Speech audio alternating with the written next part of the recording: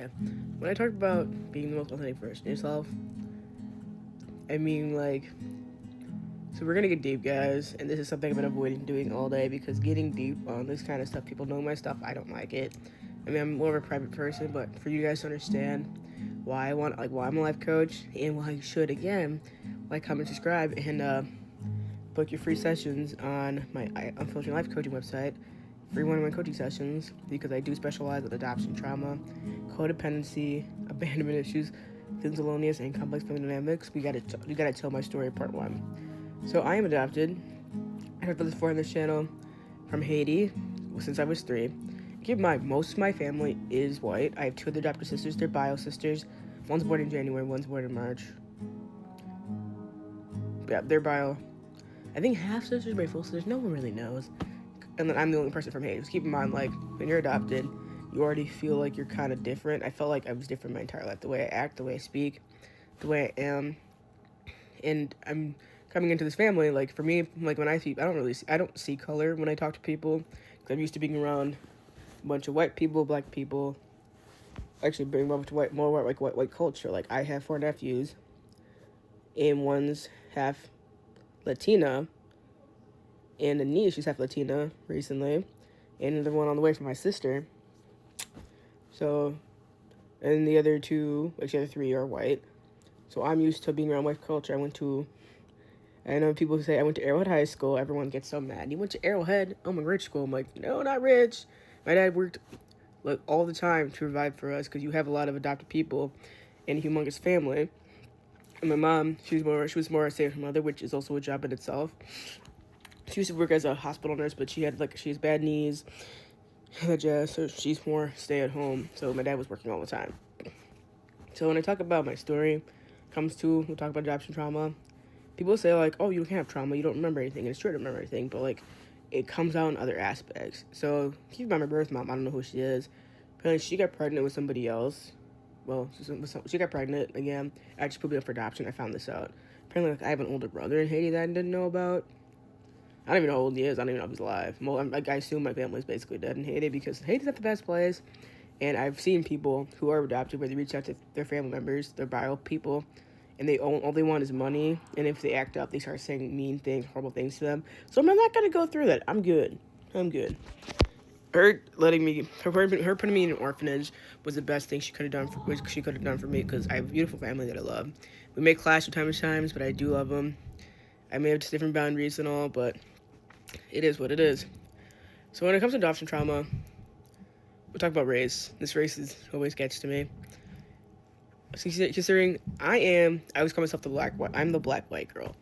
I say black white girl. Growing up, I'd come home and then my friends would say I wasn't black enough because it used to the stereotypical black people, the way they talk, the way they act, what they say. So I felt like I was rejected in all parts of life. Too black for the whites, too whites for the black. When people talk to me, even when I talk to black people, they're like, "Why do you speak like that?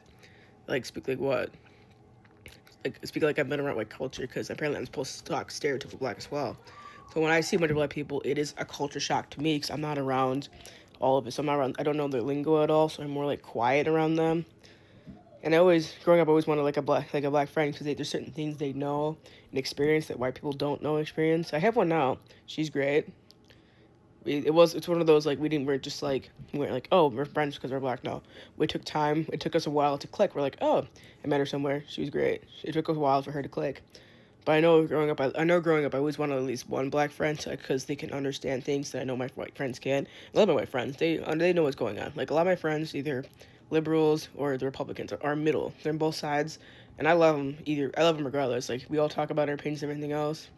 I feel like since I'm like, and all have respectful conversations. We're all still friends. But when it comes to adoption trauma, I always felt weird. At least my social cues weren't the best. I mean, you still have a lot of things you still have to unlearn. I mean, even now, when you're coming at 3, you're basically mentally, you're at 0. Because apparently I'm like a survivor. I was trying to fight for my food. I was trying to make sure I survived. They call me a little fighter, and they're like, I buy people for my food because it was either you got to do what you got to do or you were going to die. That's basically survival of the fittest. And Lord Almighty, Elaine Paulson survived. Here we are. But I remember growing up in school. that I would say do weird things. I would put like her arms around my friends' bags, their bags. I'm thinking like, oh, that's fun. I've seen that in movies. That's fine, like because you're friends.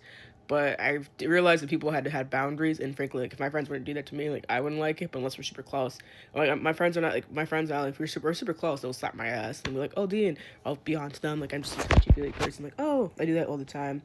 But growing up, it was weird too. Like I was called weird.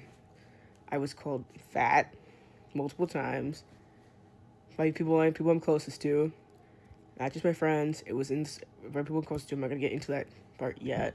That'd be more talking about more towards YouTube, because it was a different time back in 2005. I mean, keep in mind we're still in the 90s thinness. When if you had boobs or a butt, you weren't considered attractive.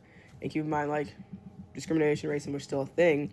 But for me, like I didn't really see it that way because I was just more on my own culture. And when I did have microaggressions and everything else, I just thought that was normal. I just always brushed it off. I'm like, whatever, I don't care. Because it's true. I'm gonna say like I don't really care. I mean, people are gonna be ignorant. People are gonna say things.